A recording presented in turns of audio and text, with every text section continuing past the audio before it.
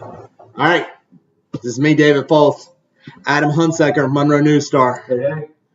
Just going to talk a little Neville Lakeshore before we get started here in about a little over an hour, 10 minutes. We got some time now. We got plenty of time.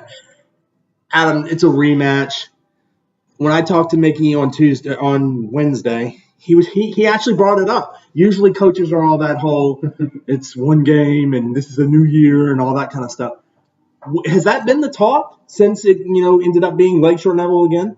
Yeah, they haven't forgotten this one. And to give you a little history lesson on it, you got to go back to 1932 to find a team that scored that many points on Neville. So for them to lose in the quarterfinals after being in at least the semifinals from, I believe, from 2011 to 2017, they have been at least in the semifinals. You go 14 to 16, they were in the dome every year. That was a shock to the system.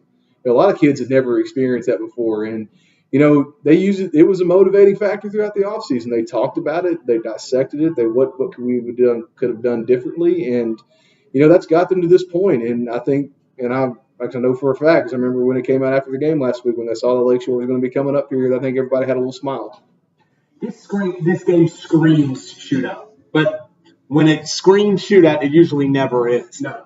Tell me why you think it could still be a shootout and like first 1 to 30 or that kind of thing.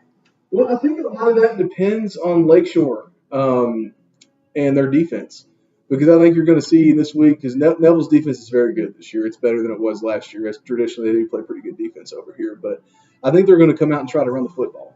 With Max Hunter should be back this week. He's missed a couple weeks, and Andrew Greeley is coming off back-to-back 100-yards game. Plus, Jordan Thomas leads them in rushing, their quarterback, and he can run the ball a little bit. So I think it depends on what Lakeshore does defensively. Can they slow down the run? Because I think Neville, if they could, would like to grind this thing to a snail's pace if they can. The snail's pace, how much of it is that's what they do, and then how much of that is that's less possessions for Lakeshore offensively? A little bit of both. I mean, the Mickey McCarty team's always going to run the football. That's what they do, and they've run through over 300 yards in back-to-back playoff games.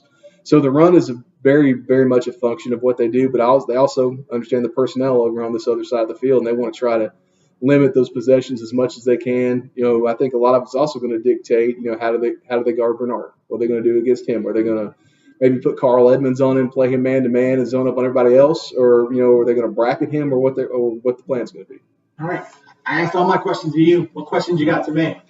Well, looking at Lakeshore, I think the offense obviously gives a lot of credit, and as it should, the way they score points. But what's their defense been like this year? Because that's the one thing that this coaching staff really gave them credit for, is the way that their front seven got off blocks last year. It's different this year.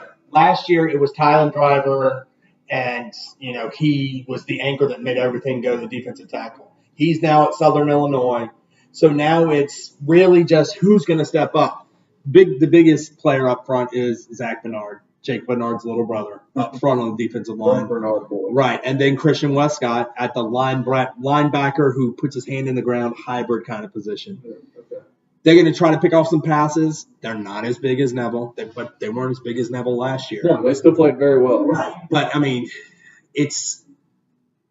we're just going to see. I mean, this defense has had its moments where it's, and they, can pick off some passes, get some fumbles. But this defense has also given up some yards. So I'm fascinated to see just the game plan that comes out. Do you make Neville try to beat you throwing the ball, or do you make, you go cover two and say, hey, you're going to have to run the ball down our throats?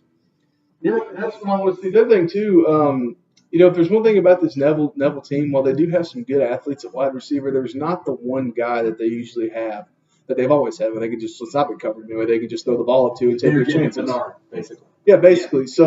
Yeah. So you never know. There's a chance Tavis Butler could make some big catches in this game, and a kid like Joshua Hopkins and Derek Dorsey, they're both extremely fast. But what's Lakeshore like in the secondary? How have they matched up with some of those teams they play on the North Shore? Their secondary is deep, and their secondary's got the numbers to where, there's not a lot of size, but they've got the numbers to where we can line up. But there's no man-to-man coverage or anything like that. They're small, but they're going to try to get the job done. I mean, it's just basically can we outscore you? So, all right. Again, Adam Hunsucker, Monroe News-Star. Follow him on the Twitter tonight to get all your Neville stuff. Follow me to get all the Lakeshore stuff. And, when our forces combine, we may provide some really good coverage of the game. Enjoy it.